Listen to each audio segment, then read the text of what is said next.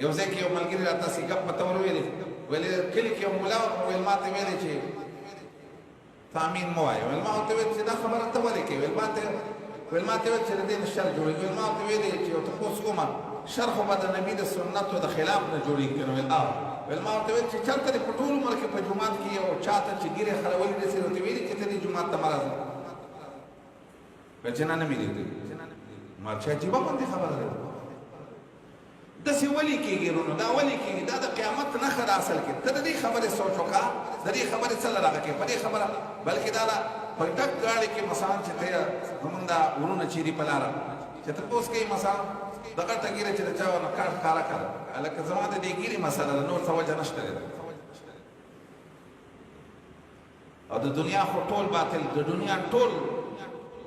کفري نړۍ خو په دې روانه ده په دې خبره باندې چې دین اسلام بدنام کړه ګوره قرآن حدیث والا په دنیا کې نن خلک په بدو نومونو باندې یادوي لږ کله په یو نوم یادوه کله په بل نوم والله دا نیکان خلک د دې دا خلک چې پسې کوم اولئک مبرؤون مما یقولون دا نیکان خلک د هغه ټولو خبرو نه پاک دي چې دا خبیثان پسې څه وایي